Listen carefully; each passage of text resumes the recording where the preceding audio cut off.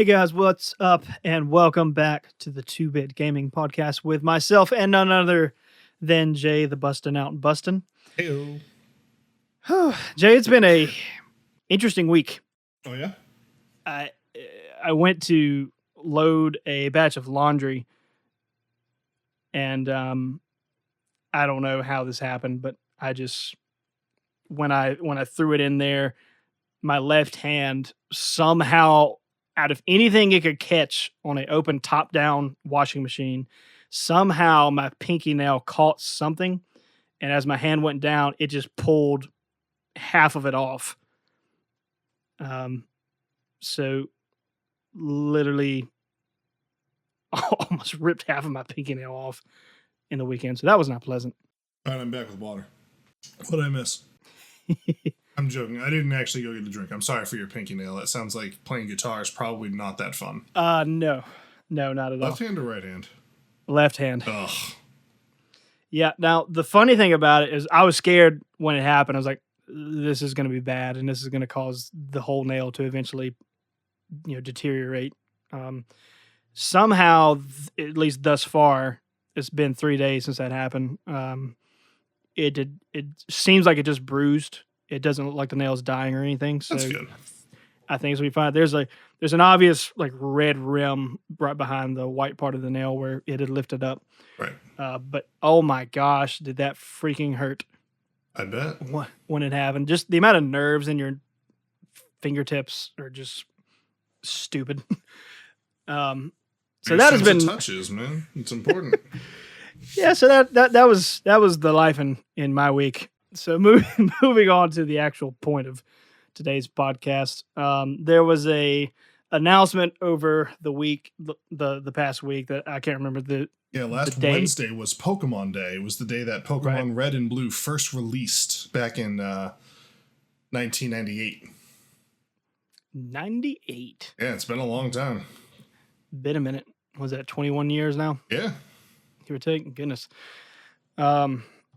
And of course, along with that, they announced some of the new ones that we're going to be seeing. Yes, coming soon. Gen 8. We are officially on. We have seen the footage. We have seen some Pokemon. It's exciting. Don't know a whole lot about it yet, other than it's going to be called Sword and Shield. Like Jay said, we've seen at least what the starters look like. We don't necessarily know their dual typing yet. We'll know if they even have it. Correct. They could be mono. They don't seem to do that a lot anymore.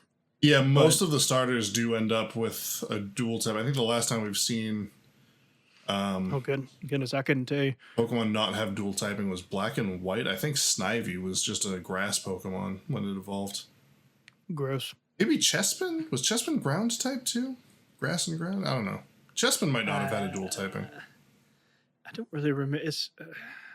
I couldn't tell you, but at any rate, so we don't have a ton of information on those two titles specifically, but we are both huge fans of Pokemon and have been for practically all of our lives. So we have since plenty 1998 plenty to bring to the table of Pokemon and where it has come from and all that have you. But before we go backwards, let's talk about now just a little bit. So as we talked about I don't remember if it was last week or the week before, whatever, in an episode or two ago, I now finally have a Nintendo Switch.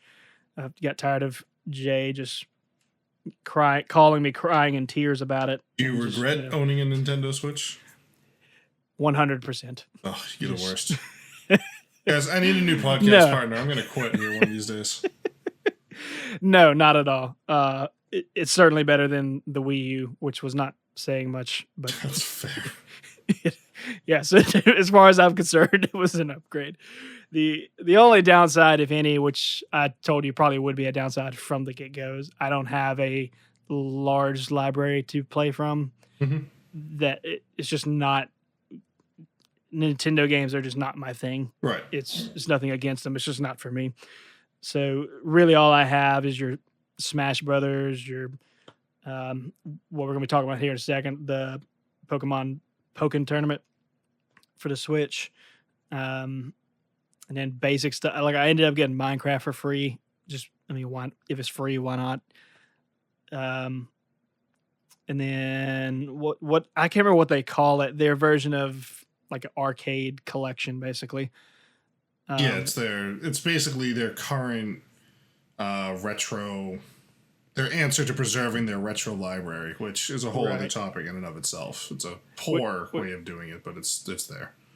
right. Which ironically is probably what I play the most right now. It's good for like if you got an extra 5 minutes, you're like, yeah, let me just boot up Mario 3 real quick and do the first couple levels.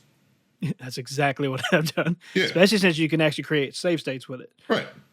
Which is not playing the game in true fashion. I get it, but it's Whatever. when you're adulting, it's hard to play for that long at one time. I mean, it's just a modern convenience. I mean, if you were like racing Right. the game or doing anything competitive with it, like, yeah, don't do it. But like, if you're just trying to play the game to beat it, use the save states. There's nothing wrong with it. Right. But at any rate, so I just punched the heck out of my mic. I heard that. You want to back that up and start it over? No, I leave it in. Go for it. I went to pull my sleeve up, and when I let go, my arm just like reacted. It just like smacked the heck out of the microphone. Well, before we go too far backwards, why don't we rattle off everything we know about this new game, and then we'll start working our way backwards. How's that sound? Go for it. All right. So, Gen 8, Pokemon Sword and Shield for the Nintendo Switch. This is the first one that's coming out on their quote-unquote main console as far as the RPG series goes. Everyone else has been on their dedicated handheld, which the 3DS is still technically the dedicated handheld because they're still making games for it. But instead of this coming out for the 3DS, thank God it's coming out for the Switch because I have not... My 3DS has just been ignored for like the last couple of years. Of course. So that's exciting, which means graphically this game's going to be capable of a whole lot more, and we've already seen some in-game footage of the Galar region, as it's called, which is where your next adventure is, and it's absolutely stunning. I mean, it's beautiful. Lots of color, lots of dynamic ranges of different sceneries and this, that, and the other thing, and it's great. It's based off of England, loosely, or the UK, I guess. And so, that's a beautiful part of the world, and we'll see a lot of, that influence come into play in the same way that we saw, a lot of the Paris influence come into play in Pokemon X and Y. And then they showed off the 3 new starters. There's Grookey, the grass monkey Pokemon. There's Scorbunny, the fire rabbit type Pokemon. And there's Sobble, the water lizard type Pokemon. And, I don't know. Do you have a favorite out of those 3 yet, Matt? Not at the moment. I usually kind of wait to see a little more. That's fair. Before I start picking faves, but as a general rule, I do tend to lean to water types. Oh, interesting. They when the last gen came out, the Alolan region based off Hawaii, and they showed off the starters, I was immediately like Team Rowlet all the way, the grass Pokemon. And I don't regret that decision at all. That was a good grass type. And this one did not, like, none of the Pokemon really grabbed me like Rowlet did. But right now, Sobble seems to be kind of the one I'm heading towards right now. I also kind of like water type Pokemon. Squirtle's like my favorite Pokemon, so. Same. It actually literally is. Well, technically Blastoise, but, of the starters, Squirtle. Yeah. I mean, he's my emote on Twitch. Like, quite literally, I can verify that. He's the mascot of my stream. Like, Squirtle is top tier. Don't fight me. And other than those 2, we also, Pokemon has branched so far out from what it was originally. There's so many different extensions and adaptations that are not necessarily the original mold that you can play as well. And, you can sit there and argue about whether that should or not be done all day. That's kind of irrelevant. But the fact of the matter is they are there. So if you want to play Pokemon characters, but in a different setting, in a different format, there's a ton of options out there now. One of which I was telling Jay earlier, I actually have on the Switch, which is the new Pokken tournament. That I couldn't tell you when exactly it came out, but it wasn't too long ago. Well, it was a I don't feel Wii like U title from about four right. years ago or so, and they ported it to the Switch about a year and a half ago. A year ago, maybe. I don't remember. Yeah, I thought it was a year. I didn't think it was too long, but It was right around when Mario Odyssey came out, which was over a year ago. So okay, so maybe it's been time goes too fast now. yeah, welcome, Everything welcome gets to being convoluted, over 21. right?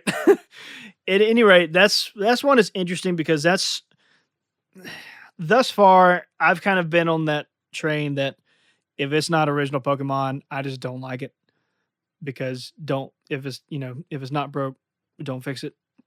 That kind of thing. He doesn't like change. At all. That's why I just use bills, man. Nothing but cash. I still use the Queen's Pound. Boo. That's like the least Boston thing I could ever have said. We literally threw the Queen's tea into the Hobbit. Oh crap. Anyway, sorry, didn't mean to derail us. Talk to me about Pokken Tournament, Matt. That train is on its side now. Yep. It's not bad. That's good to hear. It's probably one of the only Pokemon games I've ever played that is nothing to do with the OG format that I don't mind. But I could easily see how a lot of people don't really want to deal with it because it's crazy in depth with the way the combat works. It's like Jay said before the podcast even started. It's basically Tekken. I mean, it is. But with Pokemon, at least in a modern sense, not in a classic sense. But there's just if you just go into the tutorial and they're walking you through just the amount of different options you have, and you're like, oh my freaking gosh, I'm gonna have to do this tutorial like 6 times before. There's just so much. Like at first it was fine, they're going through your basic attacks, like, okay, this seems fine. This just seems like Smash. And it's like, okay, that's basic attacks. Advanced attacks number 1. Oh, okay. Yeah. Advanced attacks number 2. Oh. Oh. Combos. Oh. Yeah, if you go into Pokken Tournament looking for Super Smash Brothers like controls or a simplistic gaming thing, you're gonna be very overwhelmed very quick. Tekken is a very complicated fighting game. And Pokken Tournament is literally the same controls, and it's very deep, and so it's a lot to learn. Right. But all that being said, if you're a gamer and you're looking for a game that is just something different and is really fun to play with others, I would not enjoy this by myself at all, but it's fun to play with other people, especially them just trying to figure out how the heck do they control anything. Yeah. It's kind of funny to laugh at more than anything. But it's not one of those I would ever pay $60 for. No. At all. But if it's ever on sale and it's like 30 or less, I would say it's worth it. And if nothing else, just to give you that alternative option whenever you're needing like 15 to 30 minutes to kill, or something short. There you go. Not playing like hours and hours at a time or anything like that, because I don't even think I'll ever do that. I mean, if you're into fighting games, you could probably do that. But if you're more along the lines of what Matt enjoys, or myself for that matter, probably not. Right. Of course, like if you are like a hardcore fighting game person, I'm not really sure what you're doing searching for that on the Switch to begin with, other than just wanting to carry it with you, I guess. But I mean, it's got a pretty strong competitive scene. Yeah. Well, I guess I was thinking more along the lines like of your Tekkens and your Mortal Kombats and stuff like that, which technically you'll have Mortal Kombat. Yeah, that's coming to the Switch too. We talked about that coming 2 weeks ago. Right. So they're kind of making their way there. So I give them that, but I say all that to say it's a modern Pokemon that is not following the original format that I actually don't mind that much, which I thought would never happen, because everyone I've tried before this, I'm like, it's okay, but I'd just rather play Pokemon. What are some of the other spin-offs that you have tried in the past? Oh, a lot of the ridiculous trope things, like I couldn't even tell you what was it called, the camera one where all you're doing is taking pictures. Oh, Pokemon Snap for the Nintendo 64. Right. Didn't like it. Really? Nope. I know a lot of people do, and that's fine. It's whatever, but it not for me. I mean, it hasn't aged well at all. If you didn't play it when you were a kid, you're not going I to like it didn't. as an adult. But I didn't. yeah, see, Might, I might be the played it as a problem. kid, and I have fond memories of it, and I can go back as an adult now and play it and appreciate it. But I'm not going to sit here and pretend that it's this fantastically polished, amazing video. I mean, it's rough. It's a Nintendo 64 game, and it doesn't follow any rules of photography at all whatsoever. But it was just really cool to see some of your favorite Pokemon in like a more natural environment in big 3D models on your screen and take pictures of them and throw apples at them. Right. Um. Let's see. Wasn't there like a Pokemon Safari game? Yeah, I don't remember. I mean, there's Pokemon Mystery Dungeon, there's Pokemon Ranger. I think there's something to do with Safari. I don't remember. I think there was. Let me hit the Google real quick. There's just so many random. Basically, anything where you just weren't doing normal. Yeah, you're a big fan of the Pokemon original stuff. RPGs. Correct. Yeah. There's Definitely. nothing So, wrong like, with that. right. Like, and I didn't even mind some of the random stuff that wasn't technically canon or anything like that. Like your, um, when they got into the ROM sides of things, and you had to Oh kind yeah, like there was like a plutonium one that came out a couple months of a year ago, right. whatever. Yeah, no, there were some interesting ROM hacks. Oh yeah, and basically Pokemon pulled out the woodworks that don't even exist, and all all sort. But it followed the original RPG elements, so like it was like I'm Yeah, fine with this. the game was essentially the same, just the story was different. Right. Yeah, that kind of stuff and all that. I think like one of them was called Quartz or something. Yep, I remember hearing that one.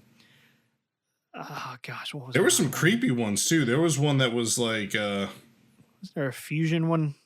yep, there is. But there was one that was like Pokemon Shadow Black version or something like that, and it was a really creepy game. It wasn't very long. It was kind of meant to just be like a haunted game that freaked you out or whatever. And of course, it wasn't really that big a deal or whatever. But it was very interesting. Right, but just going back to the original statement, just if it's not following the typical 9 out of 10 times, with the exception of being the Pokemon tournament, I just haven't really wanted anything to do with them.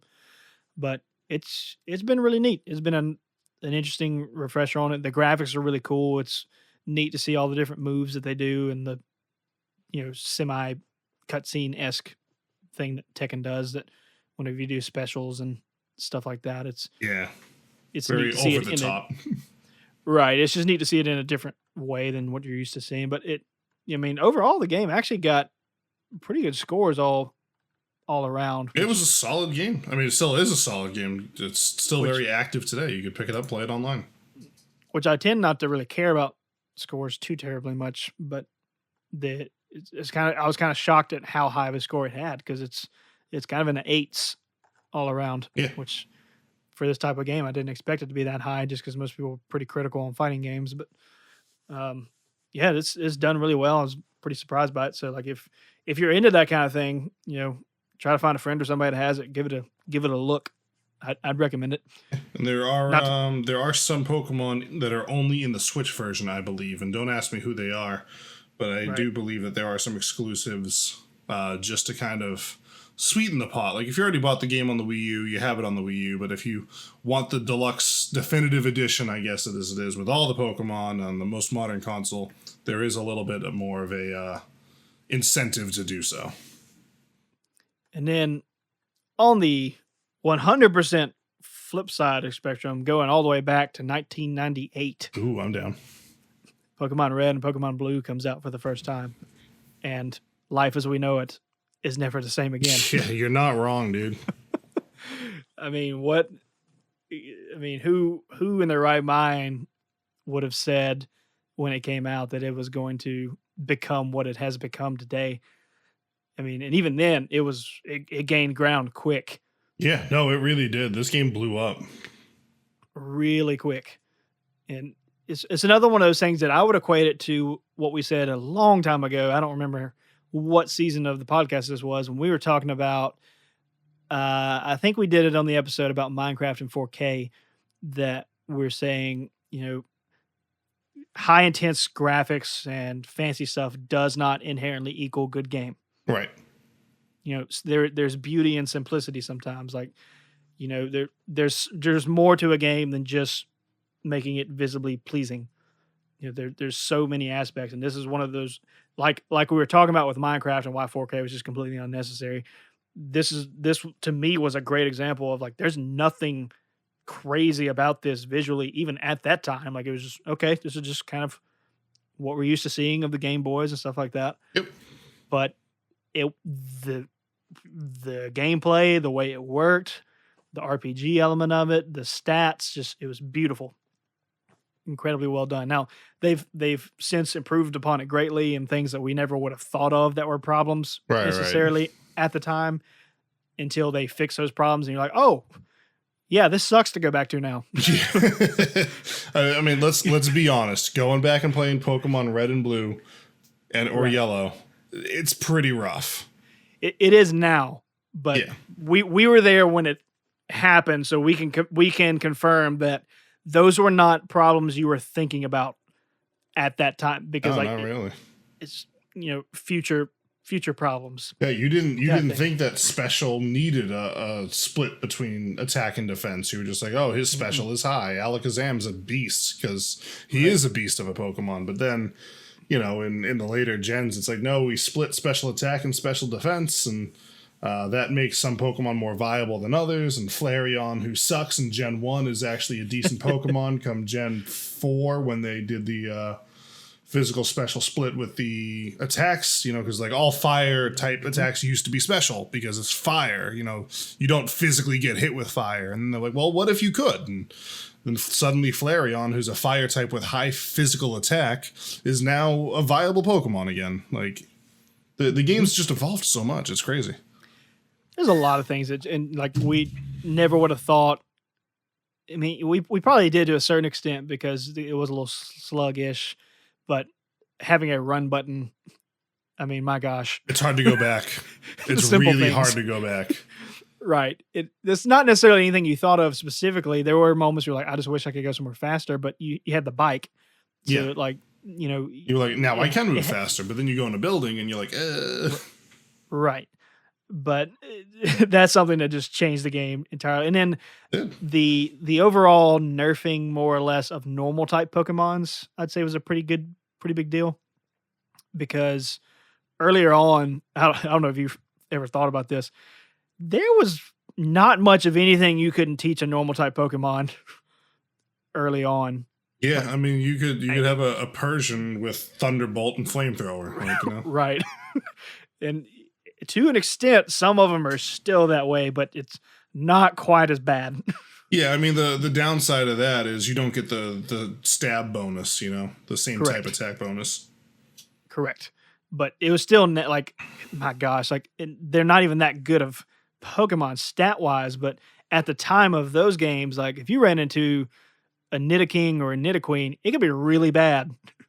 Because you didn't know what the frick that thing was going to have. Yeah, they're not quite. Well, Nidoking and Nidoqueen aren't normal type Pokemon, first of all. But yeah, I mean, there's they're not. They definitely were a much broader move pool for any and all Pokemon, not just normal types. But yeah, you're right. Right. Sorry, I should have segued a little bit. Just in the vein of allowing certain Pokemon just to know way too many types of movesets. Yeah. That you're like, I don't know, like I don't know what type to send in here. this guy could have almost one of every element. Yeah, and that's but that's the cool thing about it is that, if you have a Pokemon that's, weak to psychic type attacks for say, but you can teach them a bug type move or a ghost type move or something that's strong against psychic types. You can kind of cover your weaknesses in that way. And so that's kind of a good thing at the same time. Right. And gosh, like playing one of these in a Nuzlocke is actually pretty rough. I've never done it, and I don't know that I ever will. It's not my kind of thing, but I do appreciate it. Like, I love that the community has made all of these different types of runs, it's one of those things that, you may not necessarily like it, but any hardcore Pokemon fan, I usually suggest just do it once. You don't ever have to do it again, but just pick your favorite one, give it a shot, see how it goes. Because my favorite aspect of it is it causing you to think in ways you've never had to think before, and potentially use Pokemon in your lineup that you've never used before. And you're having to use as much of the knowledge you have as possible.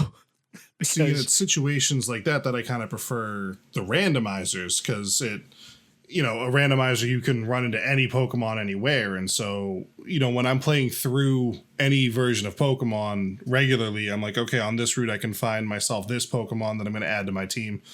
But on a randomizer, you could end up with nothing viable on that route that you would normally use, that you have to, think, okay, how can I fit this Pokemon into my team? I need to cover this weakness. And even though this Pokemon's not one I'd usually use, I'm using entirely different Pokemon on my team now. And so that's why I kind of prefer that to Nuzlocke as far as changing the game and making you think differently.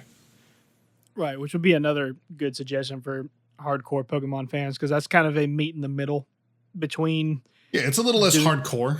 I think Nuzlocks are pretty hardcore in my opinion. But As far as the mainstream challenges I know, that's about as hard of a test as you're going to get. Yeah. Unless you did a Nuzlocke randomizer, then that would just be and I've seen them done. awful. I've seen people in our friend group in our community do them, and they're like fun those. to watch. I actually don't like those, because to me that defeats the entire purpose of a Nuzlocke. Oh yeah, which is to use your knowledge and of the landscape and when things happen as the game is meant for them to happen. Like, because part of the strategy behind doing a Nuzlocke is knowing the area you're about to go into. Because for anyone who has never played one, you can only catch one Pokemon per route, and it has to be the very first one that shows up there. And whether you catch it or miss it, once that happens, that route's done. Yes. It's just done. The only exception is if it's a duplicate. So, like, if you caught a Pidgey in Route 1 and the first Pokemon you run into in Route 2 is a Pidgey again, well, you can skip that and go for the next one. So, some of the strategy is knowing, you have, on any given route, you usually have a handful, anywhere from 5 to 10 Pokemon that will show up in a certain area. And there's a certain percent chance that each of them will show up. So you're playing the odds of certain things. And then, especially in an earlier sense of the game, you will go out of your way sometimes to routes that aren't necessarily mandatory. Like, you could just go to the specific routes. So I know I want to get this Pokemon that I will never use, but will eliminate it from me needing to get it from this other route, because it's a higher percent chance in this route, and I want to eliminate it. There you go. So that I have a better chance of getting this low percent Pokemon. Stuff like that. Now, if you add a randomizer into that completely throws that out of the water. Like, that no longer matters. I mean, it makes it a lot less about skill and map knowledge, I'll admit that, but I think it adds the fun, what are you gonna get dynamic of a randomizer, and it's I kind of more prefer that chaos than I do the what I was saying is I don't like a Nuzlocke randomizer. I love randomizers. Yeah, but like I see what you're saying. Yeah, together they're nasty. Like, I disagree. I think together they're chaotic and they're fun. I don't know, like, why you would do that to yourself, because like it's just when you give yourself a Nuzlocke rule set and then you take away half of the control that you have, like, what I mean, you're kind of just rolling dice. Different strokes for different folks, man. Oh yeah, like, it's fun to watch. I'll give it that. If I was gonna do a Nuzlocke, I think I would do a randomizer Nuzlocke. I think that appeals to me a lot more than the regular one. You are a brave individual. Yeah. Like I said, I'm not really into Nuzlocks, but if I was gonna do one, that's the way I'd do it. If you ever do it, I will watch every bit of it. I can promise you that. However short it may be. Why don't we shift gears here a little bit? We've been going for a little while, and let's hit a few lightning round questions here. All right. Oh boy. Favorite Pokemon game?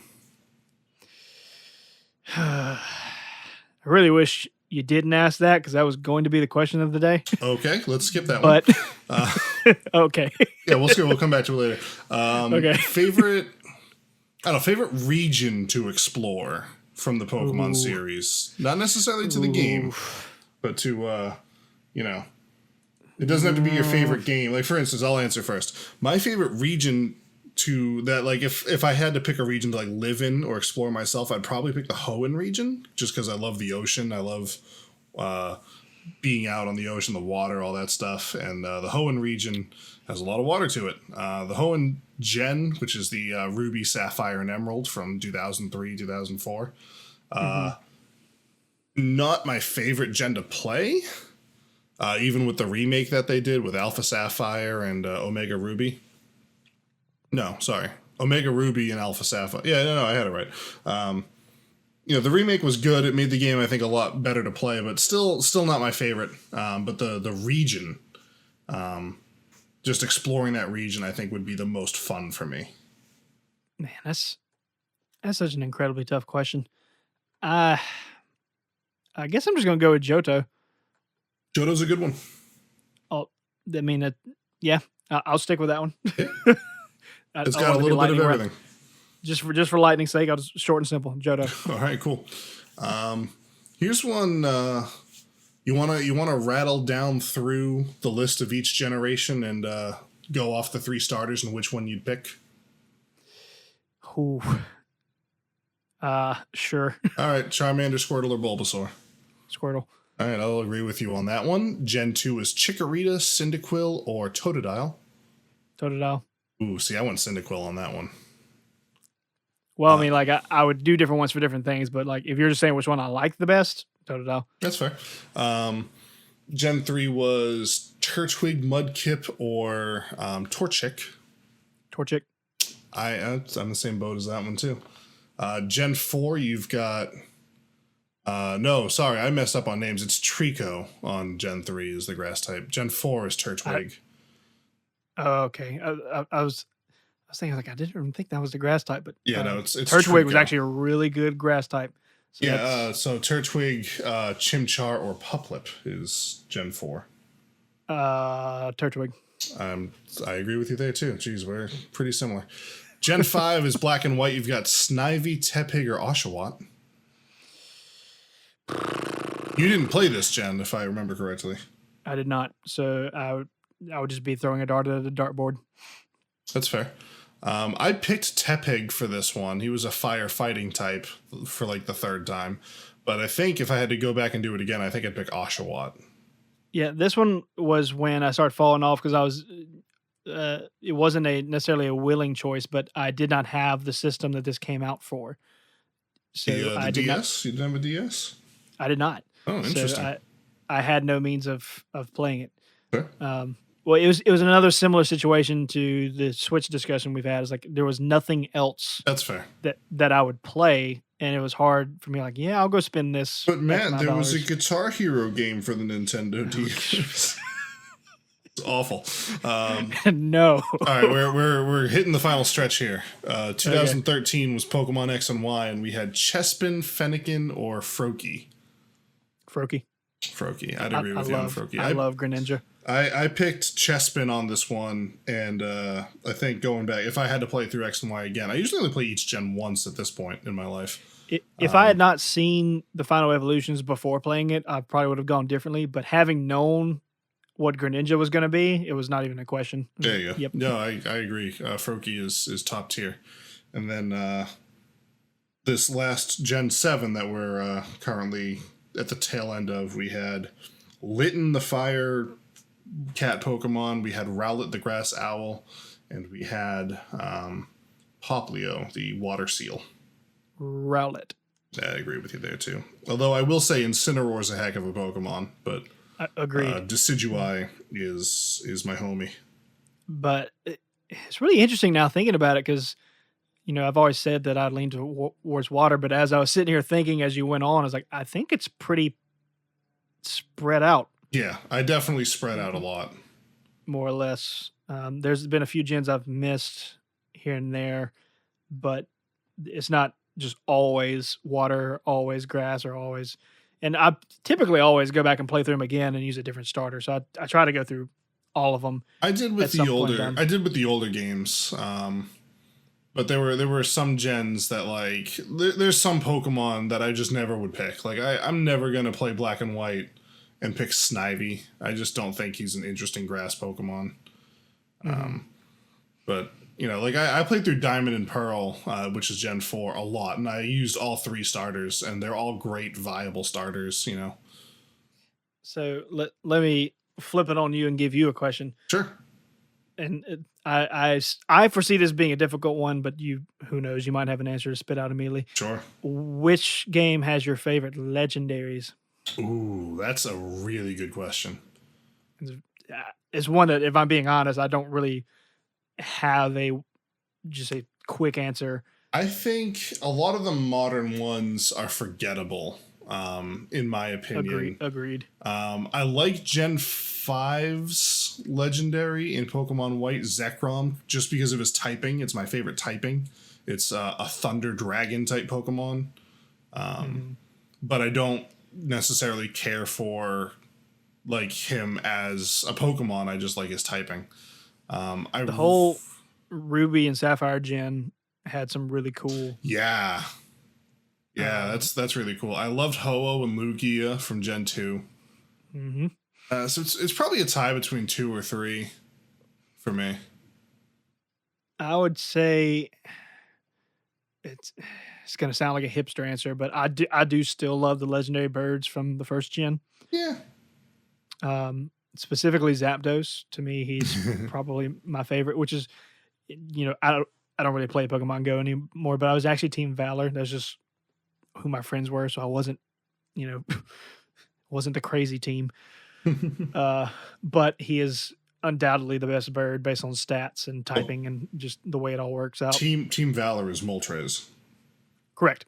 Okay. That's what I said. Like, I wasn't the team that would be for Zapdos. I thought you said, like, yeah, I love Zapdos. I was on Team Valor, and I was like, nah, it has nothing to do with that. Okay, yes, sorry, I misheard. Right, I love Zapdos, but I was Team Valor. Like, gotcha. I didn't just pick the team based on the bird. Because, like, if that was the case, if it had anything to do with you getting a legendary bird, I'm like, okay. I would have been instinct all the way as well. Going with this one. There's no question about it.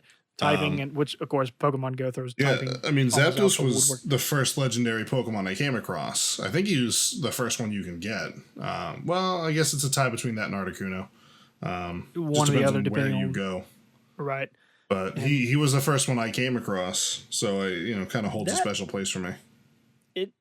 I can't tell if it's biased or not, but I feel like they were also some of the more difficult ones to catch. Like, they were buttholes. Yeah, they were. There's no denying that. I feel like legendary Pokemon are a little too easy to catch nowadays, too. I think that's another part of it. Correct. They've kind of nerfed it down a little bit. But with the addition of all the new types of Pokeballs, it's like, oh, this Pokeball is good for catching a Pokemon in a cave on a rainy day in July. It's like... right. Whereas yours would be a tie with mine would be a tie with 1, and then is it 4 that has Groudon and Rayquaza? That's Gen 3. 3. So 3. Mine would be 1 and 3. Yeah. Three's legendaries are pretty legendary, you know? Right. The only reason I thought 3 was the legendary dogs. Well, that's 2. That's 2. They're in with Ho-Oh and Lugia. Right. So 2 had like 5. Yeah, they had a lot. Total. So you had because I mean, I really didn't care for like Suicune or Raikou, but Entei is pretty. Entei was, of course, I'd always nickname him Mufasa. Every time. I like that. I mean, just go back and look at it.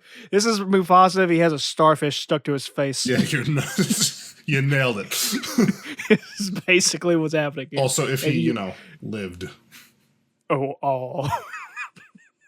If you haven't seen a YouTube video called "The Lion King in 5 Seconds," you need to look it up. It's a very quick video, but it's just the funniest video I've ever seen.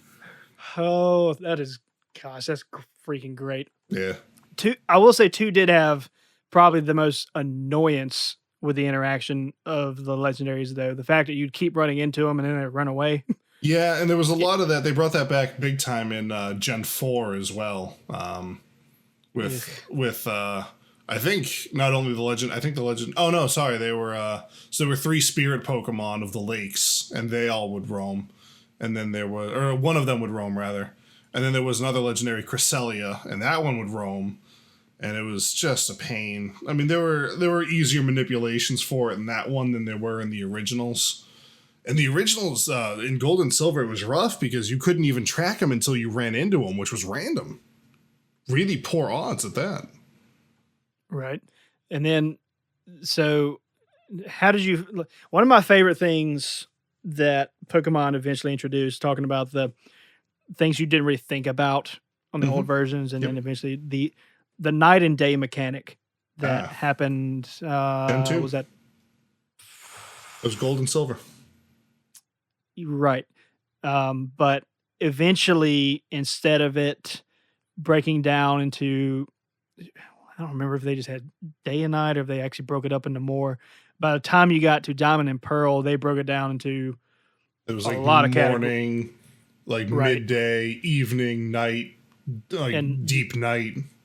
but that sounds like kind of an annoying thing, but it made sense Yeah. with the variety of Pokemon you had. Like, surely not all these things are going to come out in the date.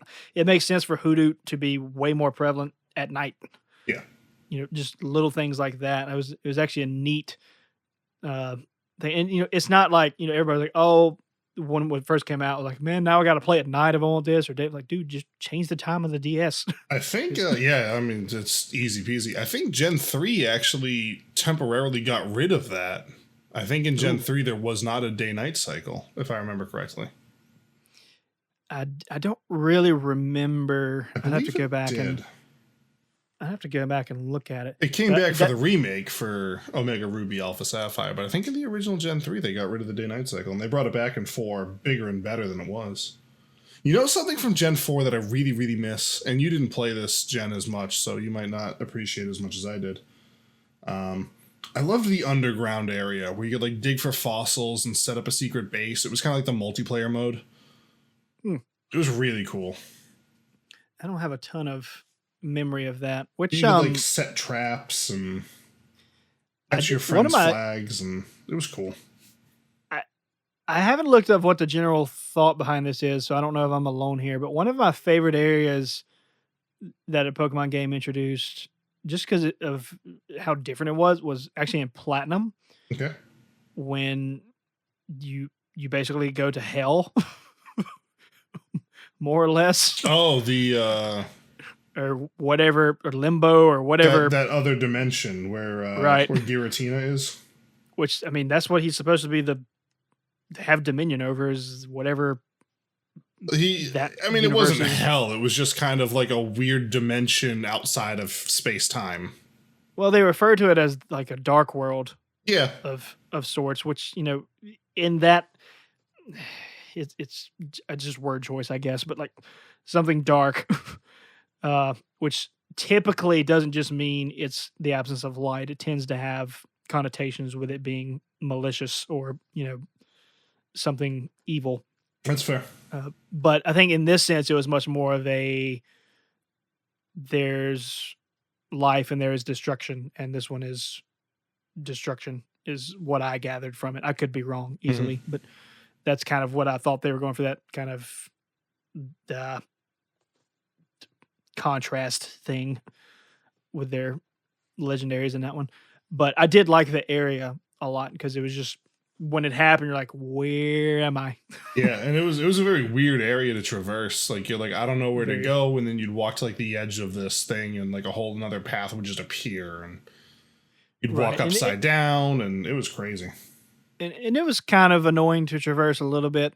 It was because it was just a gigantic puzzle that wasn't hard, but it wasn't necessarily a dead giveaway on where to go either. You kind of just had to go trial and error and figure out. It stretched on for a little while. I was definitely like, okay, because like the entire time you're in there, you're like, all right, I'm gonna fight the legendary Pokemon in here, and you're like getting ready for it, right. And then it just wouldn't come. Right, I agree with that. It was stretched on too long, but overall, like, it was a really neat. I agree. Kind of change of scenery that I really liked in that one, and that's where I kind of because even that one it took me a while to get to because, like I said, I didn't have a DS. So, Right. oddly enough, when I was I think it was my first year of college, I went to eat at just a buffet pizza place that is, I don't even remember what name brand store it was, but that typical place that just a buffet pizza and has arcades kind of in it. I don't remember if it was like a GG's or CC's or what it was. Something to that effect, and went to the arcade game with the blocks that are moving left to right, and you hit the stop button, and then it goes up a row, and Yeah, same like thing. build a tower. Right, and I Yeah, actually won a DS out of that. Really? Yes. That's crazy. That's awesome. Actually, that's how I got a DS. I was like, oh, okay, well, I guess I can go play Pokemon now. So that's how that happened. And even now, after beating it, I still say that game is just complete bullcrap by the time it gets to the last block. Like, I mean, at a certain point, it literally just becomes luck. Yeah, well, like I am 100% positive they had ghost frames because they must. That game was actually like, it was great for me because just the way I am with music and having just an instinctive rhythm built into me, like I would get all the way to the top without losing a block, and then I would just be at the top one, and that's when suddenly, like, I'd hit it. I was like, this rhythm is not matching up. It's just not. And the time I finally won it, I clicked it. It was like, yep, I hit this like a beat and a half too early. I had to do it like a random spot, and it didn't make sense. Yeah, I mean, exactly. It's like they make it random just so you don't win, but right. Anyway, final thoughts on Pokemon, Matt? I think we've been going for long enough here. Right. Well, I mean, like, my gosh, Pokemon is amazing. What do you want? What kind of question is that? Here's an interesting thing. When Nintendo announced that there would be a Pokemon Direct, me and all my friends started talking about, like, what's your ideal Pokemon game? Like, if you could make any... what would you want from Nintendo? And I for a long time, and I've even said this on the podcast before, I want to go back and I want to revisit some of the older areas, but in modern time. I want to see the Kanto region now, 20 years later. I don't want to play Pokemon Red again. I want all the new Pokemon. I want Kanto to have evolved 20 years and see what it's like, and Johto too, quite frankly. My wife had the cool idea of having a game that's pretty centered in Kanto, or even centered just specifically on the SSN, and you take the boat from region to region and kind of have like lighter, smaller experiences, but in every single region that we've visited so far. That's a neat idea. Yeah. I could be down with that. Yeah. I would agree with that sentiment. I would like to see some of the OG, but in a more modern sense. Because we've seen some of the characters, like in... Right. Well, heck, when Mega Evolutions came out, you kind of saw a revamp of everything. Yeah, but I mean, like we in the latest gen series in Sun and Moon, Professor Oak's in that game, Ash and Gary, or Red and Blue rather, they're in that game. Like some of the old characters that are 21 years old now, they're back and have minor roles, sure, but they're there. But like I want to see Pallet Town. I want to see how it's changed in 21 years. Right. I get behind that. I like, that'd be something that I would like to see. But that's going to wrap it up for this week's podcast. We've been going something close to an hour now, I feel like. Yeah. I don't know. Must be. I had to randomly stop in the middle. You didn't hear it at all because of post-production. Woo, editing magic. But so I forgot to stop. If you can guess where the cut is. If you can perfectly guess where the cut is, I don't know. We'll do something for you or something. I will buy you a Pokemon game of your choosing. Ooh, Matt's stepping up big time. If you can guess where the cut is. Oh, because now I'm just going to make places feel like cuts. No.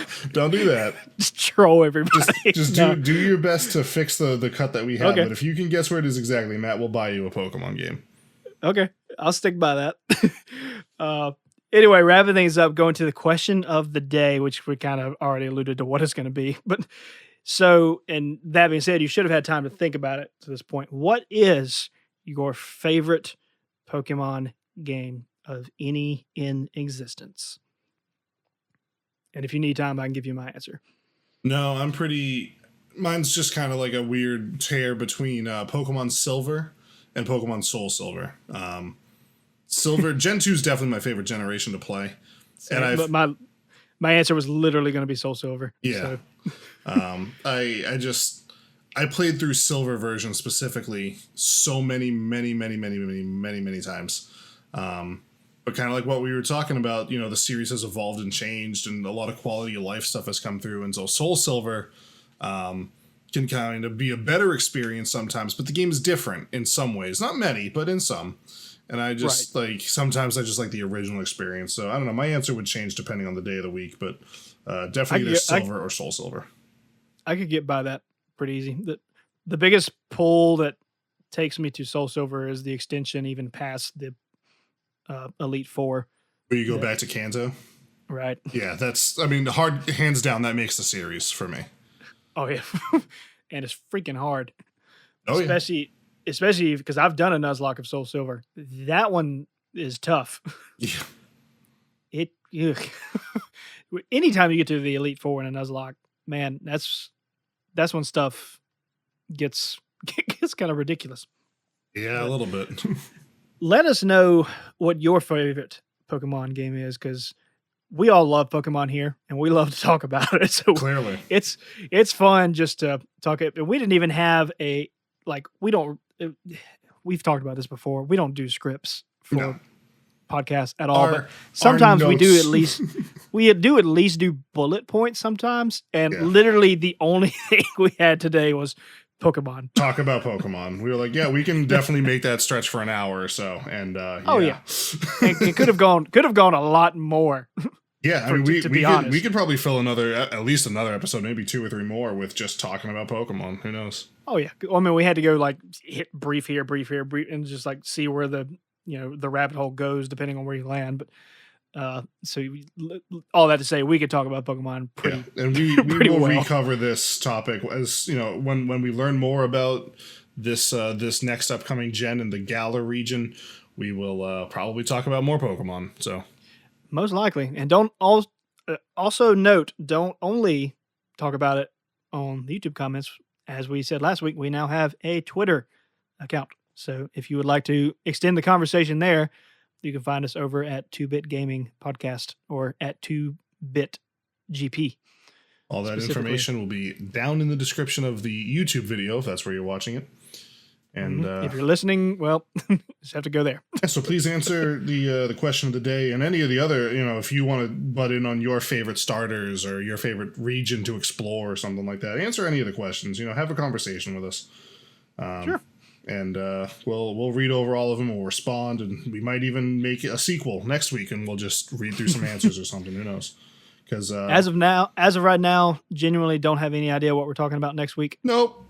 This season we've more or less been trying to have just an idea, just to kind of throw it out there and give us more so give us time to think about it than each of you. But this week we don't really know for sure. We're starting to plateau a little bit for what's out right now. Season. Getting a little bit, so we don't really know. We might take a week off or 2 here or there. Who's to say? But as of right now, we'll plan to just be at the normal time next week. And if not, you can find information on our Twitter yet again. Yep. And thanks everyone for watching. Plug. And I'm pretty sure there'll be an episode next week. And we'll see you then. Later. Time for some Cane's chicken. Yeah, you enjoy that. Chicken. What combo you picking?